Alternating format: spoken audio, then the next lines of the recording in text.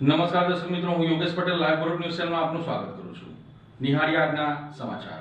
અંકલેશ્વરના ઉદ્યોગો માટે AWMA પ્રોજેક્ટને CCAની મંજૂરી મળતા MSME ઉદ્યોગો માટે આશાનું એક નવું કિરણ ઉગ્યું છે.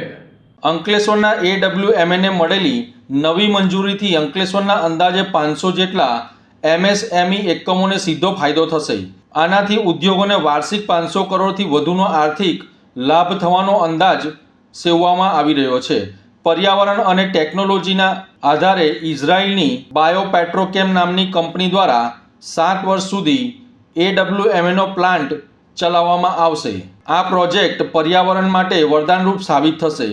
રોજનો 75 મેટ્રિક ટન ઓર્ગેનિક લોડ ફ્યુઅલમાં કન્વર્ટ થશે અને 1400 મેટ્રિક ટન કાર્બન ઉત્સર્જનમાં ઘટાડો થશે, જેનાથી પર્યાવરણને પણ મોટો ફાયદો થશે. સુપ્રીમ કોર્ટના આદેશોનું ચુસ્ત પાલન કરવામાં આવશે. એરાઇલ સંસ્થા દ્વારા મોનિટરિંગ થશે અને નિયમોનું ઉલ્લંઘન કરનાર સામે દંડની જોગવાઈ છે. 10 KLથી વધુ ઇન્ફ્લુઅન્ટ માટે ખાસ મેગ્નેટિક વાલ મૂકી આધુનિક વ્યવસ્થા ઊભી કરાઈ છે. AWMAના પ્રોજેક્ટની 70 કરોડની લોન સામે જે સભ્યોએ એડવાન્સ ફી ભરી છે તેમના સહકારથી જ આ પ્રોજેક્ટ બેંક હસ્તક જતો બચ્યો છે.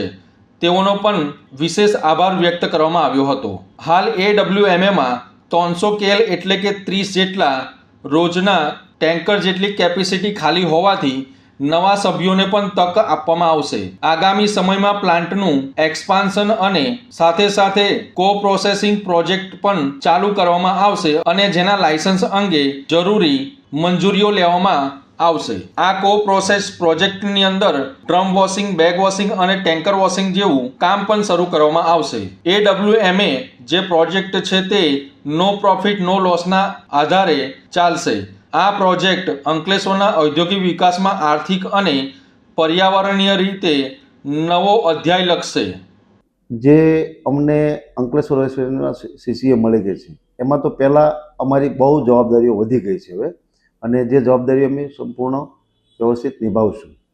વાત રહી CCA મંજૂર માટેનું, તો CCA મંજૂર માટે આપણા લોકલ ધારાસભ્ય અને હાલના મંત્રી શ્રી ઈશ્વરસિંહભાઈ પટેલ એમનું બહુ મોટું યોગદાન રહ્યું છે કે જેઓએ વારંવાર, અમે છેલ્લા 1 વર્ષથી જઈએ છીએ પણ દર વખતે અમારી સાથે વન અને પર્યાવરણ મંત્રી શ્રી, રાજ્ય કક્ષાના કેબિનેટ કક્ષાના વત્તા મુખ્યમંત્રી તથા ડેપ્યુટી CM સુધી દર વખતે અમારી સાથે આવીને રજૂઆત કરતા હતા અને જે અમને કન્સેન્ટ મળે છે. આ કન્સેન્ટ મળે એના માટે અમે સૌપ્રથમ મોટો આભાર ઈશ્વરભાઈ પટેલનો માનીએ છીએ, માનનીય મુખ્યમંત્રી ભૂપેન્દ્રસિંહભાઈ પટેલનો માનીએ છીએ, તેમજ ડેપ્યુટી CM હર્ષભાઈ સંઘવીશ્રીનો પણ માનીએ છીએ અને અર્જુનભાઈ મોઢવાડિયાનો પણ અમે આભાર વ્યક્ત કરીએ છીએ.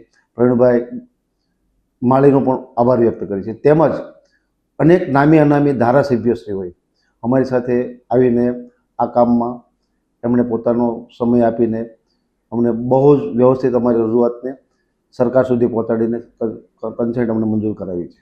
આ જે અંકલેશ્વર વેસ્ટ મેનેજમેન્ટ ચાલુ થવા જઈ રહ્યું છે, જે થઈ રહ્યું છે, એના માટે ખાસ કરીને અંકલેશ્વર એસ્ટેટને આશરે નાના અને મધ્યમ કક્ષાના ઉદ્યોગોને આશરે 500થી 700 કરોડ રૂપિયાનો ફાયદો થશે. હાલ પૂરતા તો 550 જેટલા અંકલેશ્વરના નાના મોટા મીડિયમ અને સ્મોલ સ્કેલ ઇન્ડસ્ટ્રીનો મેમ્બર છે. એટલે આને એ આપે છે, બીજા અનેક મેમ્બરો જોડાશે અને દરેક ઇન્ડસ્ટ્રી જે આના મેમ્બર થશે એને ફાયદો મળશે.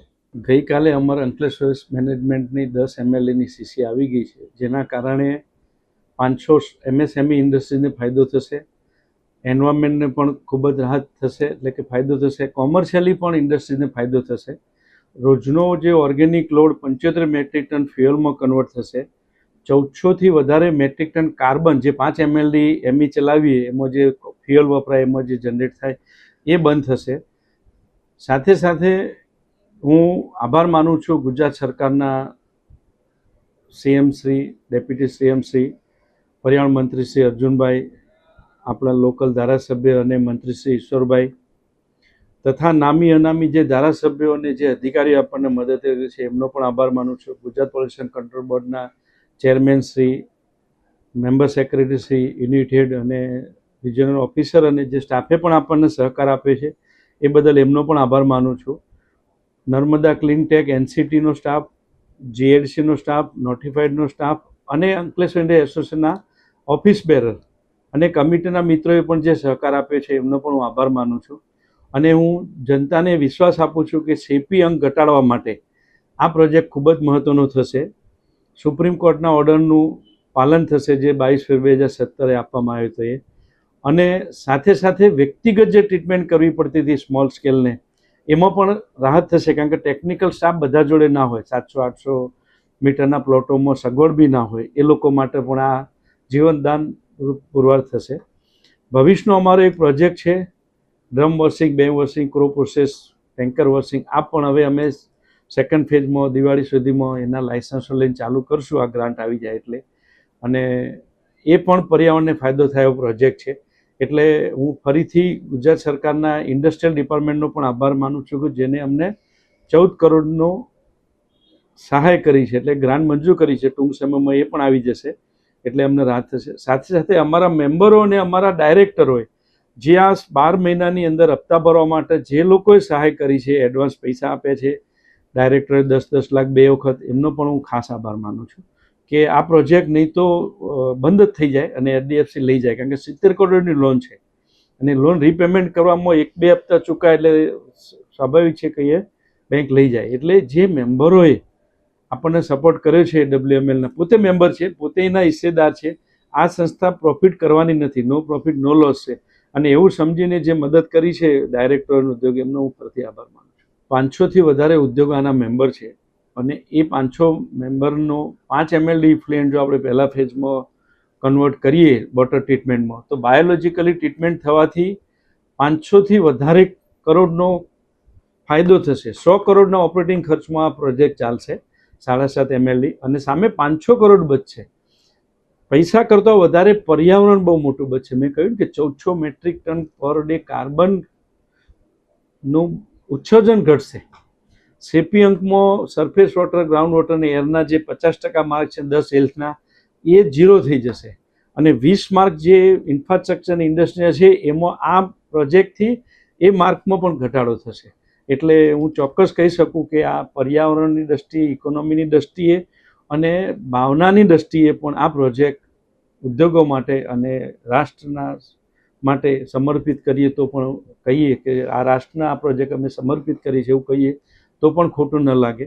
સાથે સાથે આ પ્લાન્ટ છે ને એ ઇઝરાયલ કંપની બાયોપેટ્રોકેમ કરીને કંપની છે, એ પોતે 7 વર્ષ ચલાવવાની છે.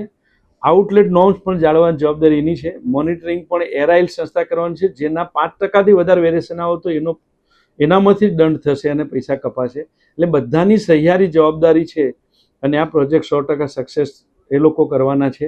એટલે હું ઉદ્યોગોને પણ કહું છું કે આપણે પણ એને સહકાર આપશું. અમે દરેક ઉદ્યોગ આગળ 10 સ્કેલથી વધારે જે ઇફ્લુએન્ટ છોડ છે એના ત્યાં અમે ઓટો સેમ્પલર, મેગ્નેટિક વાલ જે અમે ઓન કરીએ એટલે ઓન થાય, અને ઓટો સેમ્પલર, PS મીટર, આ બધું જ અમે 2 દિવસમાં ડેમો અમને એક પાર્ટી આપે છે, એ પણ અમે કરવાના છે. એટલે રોજના રોજ ક્વોન્ટિટી ટેલી થઈ શકે. હા, અમારા ત્યાં હજી 300 KL જેટલી જગ્યા છે, એટલે 300 KL રોજની 30 ટેન્કર. એટલે એ મેમ્બરો આવશે અને ફ્યુચરમાં અમે આનું એક્સપાન્શન પણ કરવાના છીએ, જે અત્યારે અમે ડિઝાઇનમાં અમુક વસ્તુ કરી પણ દીધેલી છે. આજરોજ અંકલેશ્વર વેસ્ટ મેનેજમેન્ટ જે અમારો ટ્રીટમેન્ટ પ્લાન્ટ છે એની CCA એ 5 વર્ષ માટેની અમને મંજૂરી મળી ગઈ છે. અને આ તબક્કે હું આપણા મંત્રી ઈશ્વરસિંહ પટેલ, પર્યાવરણ મંત્રી અર્જુનભાઈ મોઢવાડિયા અને ખાસ જે પણ આપણા પૂર્વ પ્રભારી મંત્રી હતા કુંવરજી હળપતિ, ઘણા બધા ધારાસભ્યોએ અમને ખૂબ જ મદદ કરી છે. અને ખૂબ સારી રીતે આપણો ETP ચાલે અને ઉદ્યોગોનો વિકાસ થાય. અને ખાસ તો આ તબક્કે અમારા નોટિફાઈડ BJP મંડળ જયના પ્રમુખ જયભાઈ તેરૈયા અને અમારા જે AWMLના તમામ ડાયરેક્ટરો, ખાસ તો મહેશભાઈ, રોજે રોજ એમનું ગાંધીનગર આ બાબતે જ જવાનું થતું હતું. જીતુભાઈ અને બંનેને ખૂબ જ મહેનત કરી છે. અમે તો ખાલી વચ્ચે એક પાર્ટીના માણસો તરીકે અમે કામ કરી રહ્યા છે અને એસ્ટેટનો વિકાસ થાય એમ જ અમને રસ છે. ભરૂચમાં કોંગ્રેસ પ્રમુખ મલ્લિકાર્જુન ખડગેના નિવેદનથી ભાજપ દ્વારા મૌન ધરણા પ્રદર્શન કરવામાં આવ્યું હતું. કોંગ્રેસના રાષ્ટ્રીય પ્રમુખ મલ્લિકાર્જુન ખડગે દ્વારા વડાપ્રધાન નરેન્દ્ર મોદી અને ગૃહમંત્રી અમિત શાહ તેમજ ગુજરાતીઓ વિશે કરવામાં આવેલ વિવાદાસ્પદ નિવેદનના વિરોધમાં ભરૂચ ભાજપ દ્વારા ઉગ્ર વિરોધ પ્રદર્શન કરવામાં આવ્યું હતું. કોંગ્રેસના રાષ્ટ્રીય પ્રમુખ મલ્લિકાર્જુન ખડગેએ ગુજરાતીઓ માટે અભણ અને મૂર્ખ જેવા શબ્દો પ્રયોગ કરતા વિવાદ સર્જાયો છે. તેની વિરુદ્ધમાં ભરૂચ જિલ્લા ભાજપ દ્વારા શહેરના 5 બત્તી ખાતે જિલ્લા ભાજપ પ્રમુખ પ્રકાશ મોદીની આગેવાનીમાં મૌન ધારણ વિરોધ પ્રદર્શન કાર્યક્રમ યોજવામાં આવ્યો હતો. ભાજપ દ્વારા ખડગેના એ નિવેદન સામે રોષ વ્યક્ત કર્યો હતો, જેમાં તેમણે કહ્યું હતું કે ગુજરાતીઓ દેશના અન્ય ભાગોમાંથી ઉદ્યોગો ગુજરાતમાં ખેંચી લાવે છે. ભરૂચ જિલ્લા ભાજપ આગેવાનોએ સ્પષ્ટ કર્યું છે કે જ્યાં સુધી મલ્લિકાર્જુન ખડગે ગુજરાત અને ગુજરાતીઓના અપમાન બદલ માફી નહીં માંગે ત્યાં સુધી તેમનો વિરોધ ચાલુ રહેશે.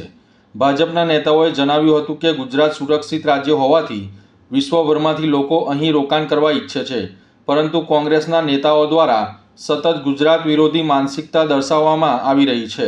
આ વિરોધ પ્રદર્શનમાં ભરૂચ શહેર અને જિલ્લા ભાજપના અનેક આગેવાનો અને કાર્યકરો કાળા માસ્ક અને વિરોધ દર્શાવતા બેનરો સાથે જોડાયા હતા. અંકલેશ્વરના સ્ક્રેપ માર્કેટમાં રિક્ષામાં આવેલ તસ્કરોએ ટાયરના ડ્રમની ચોરી કરતા સીસીટીવી કેમેરામાં કેદ થયા છે. અંકલેશ્વરના સ્ક્રેપ માર્કેટમાં તસ્કરો હવે બેફાન બન્યા હોય તેવું લાગી રહ્યું છે. રાત્રિના અંધકારનો લાભ લઈને રિક્ષામાં આવેલ 2 અજાણ્યા ઈસમોએ ખુલ્લેઆમ ચોરીની ઘટનાને અંજામ આપ્યો છે. આ સમગ્ર ઘટના નજીકમાં લાગેલા સીસીટીવી કેમેરામાં કેદ થઈ છે. અંકલેશ્વરના સ્ક્રેપ માર્કેટમાં જ્યાં રાત્રિના સમયે એક રિક્ષા આવીને ઊભી રહે છે, રિક્ષામાં સવાર 2 ઈસમો પૈકી એક શખ્સ નીચે ઉતરીને સ્ક્રેપના ગોડાઉનની બહાર રાખવામાં આવેલ કિંમતી ટાયરના ડ્રમની ઉઠાંતરી કરે છે. સીસીટીવી ફૂટેજમાં સ્પષ્ટ જોઈ શકાય છે કે કેવી રીતે આ શખ્સ આસાનીથી ડ્રમની ઉઠાંતરી કરીને રિક્ષામાં મૂકી રહ્યો છે અને ત્યારબાદ બંને ત્યાંથી પલાયન થઈ જાય છે. અંકલેશ્વરના સ્ક્રેપ માર્કેટમાં ચોરીની આ કોઈ પહેલી ઘટના નથી. ભૂતકાળમાં પણ અનેકવાર તસ્કરોએ અહીં વેપારીઓને નિશાન બનાવ્યા છે, જેના પગલે સ્થાનિક વેપારીઓમાં રોષ અને ફફડાટ જોવા મળી રહ્યો છે. જો કે આ લેટેસ્ટ ચોરી અંગે અત્યાર સુધી પોલીસ મથકે સત્તાવાર ફરિયાદ નોંધાઈ છે કે નથી તે હજી સુધી જાણી શકાયું નથી, પરંતુ સીસીટીવી ફૂટેજના આધારે લોકો હવે તંત્ર પાસે રાત્રિ પેટ્રોલિંગની સખત માંગ કરી રહ્યા છે. ભરૂચ જિલ્લાના વાતાવરણમાં અચાનક પલટો આવી જતા કાવી કંબોઈ સહિતના વિસ્તારોમાં કડાકા ભડાકા સાથે વરસાદ વરસ્યો હતો. ભરૂચ જિલ્લાના વાતાવરણમાં અચાનક પલટો આવતા હવામાન વિભાગ દ્વારા ગુજરાતના કેટલાક વિસ્તારોમાં કમોસમી વરસાદની આગાહી કરવામાં આવી હતી. ત્યારે ભરૂચ જિલ્લામાં અચાનક વાતાવરણમાં પલટો આવતા જંબુસરના કાવી કંબોઈમાં વીજળીના કડાકા ભડાકા સાથે કમોસમી વરસાદ વરસ્યો હતો, જેને પગલે ભર ઉનાળે લોકોને ચોમાસાનો જેવો અનુભવ કરાવ્યો હતો. જ્યારે રવિ પાકને નુકસાન થતાં ખેડૂતો ચિંતામાં મુકાયા છે. ભરૂચ જિલ્લાના કાવી કંબોઈ, દહેગામ, નહાર સહિતના ગામોમાં વરસાદ વરસ્યો હતો. દહેજ વાગરા માર્ગ પર ડમ્પરની બ્રેક ફેલ થઈ જતા 4 થી વધુ વાહનોને અડફેટે લીધા હતા. દહેજ વાગરા માર્ગ પર આવેલી મુલેટ ચોકડી પર એક બેકાબુ ડમ્પરે મોતનું તાંડવ મચાવ્યું હતું. દહેજ તરફથી આવી રહેલા આ ડમ્પરની અચાનક બ્રેક ફેલ થઈ જતા ચાલકે વાહન પરથી કાબુ ગુમાવ્યો હતો અને ભરચક ચોકડી પર ઊભેલા તથા પસાર થતા વાહનોને ધડાધડ ટક્કર મારી હતી. ડમ્પરે એક ટેન્કર, એક ઇકો કાર અને એક મોટરસાયકલને જોરદાર અડફેટે લીધી હતી, જેમાં બાઇક સંપૂર્ણપણે ચગદાઈ ગઈ હતી. અકસ્માત એટલો પ્રચંડ હતો કે રસ્તા કિનારે આવેલી એક કેબિનને પણ મોટું નુકસાન પહોંચ્યું છે. આ ભયાનક અકસ્માતમાં સદનસીબે કોઈપણ પ્રકારની જાનહાનિ નોંધાઈ નથી, જે ચમત્કાર સમાન માનવામાં આવી રહ્યું છે. ઘટનાને પગલે ચોકડી પાસે અફરાતફરીનો માહોલ સર્જાયો હતો અને લોકોમાં ભયનો માહોલ છવાઈ ગયો હતો. મળતી માહિતી મુજબ ડમ્પરની બ્રેક ફેલ થવાના કારણે આ અકસ્માત સર્જાયો હતો. ઘટનાની જાણ થતાં લોકોના ટોળા એકત્રિત થઈ ગયા હતા અને ટ્રાફિક વ્યવહાર પણ ખોરવાયો હતો. આ અકસ્માતમાં પોલીસે આગળની વધુ તપાસ હાથ ધરી છે. આમોદ કરજણ રોડ પર ઓવરટેક કરવા જતા વેગનાર ગાડી ઝાડ સાથે અથડાતા કારમાં સવાર 2 યુવકો ઈજાગ્રસ્ત થયા હતા. ભરૂચના આમોદ નજીક આમોદ કરજણ રોડ પર એક અકસ્માત સર્જાયો હતો. ઓવરટેક કરવાના પ્રયાસમાં એક ડ્રાઈવરે કાબુ ગુમાવતા કાર સીધી ઝાડ સાથે અથડાઈ હોવાની માહિતી મળી રહી છે. આમોદ કરજણ રોડ પરથી પસાર થઈ રહેલી એક વેગનાર કારના ચાલકે અન્ય વાહનને ઓવરટેક કરવા જતાં સ્ટીયરિંગ પરનો કાબુ ગુમાવ્યો હતો. કાર પૂર ઝડપે હોવાના કારણે રસ્તાની બાજુમાં આવેલ ઝાડ સાથે ધડાકાભેર અથડાઈ હતી. આ ટક્કર એટલી ભયાનક હતી કે કારના આગળના ભાગનો કૂચડો બોલી ગયો હતો. અકસ્માતને પગલે કારમાં સવાર 2 યુવકોને શરીરે ગંભીર ઇજાઓ પહોંચી હતી અકસ્માત થતાં જ આસપાસના લોકો મદદે દોડી આવ્યા હતા અને તાત્કાલિક 108 એમ્બ્યુલન્સને જાણ કરી હતી. ઈજાગ્રસ્ત બંને યુવકોને તાત્કાલિક સારવાર અર્થે આમોદની CHC હોસ્પિટલ ખાતે ખસેડવામાં આવ્યા હતા, જ્યાં ડોક્ટર દ્વારા તેમની સારવાર શરૂ કરી દેવામાં આવી હતી.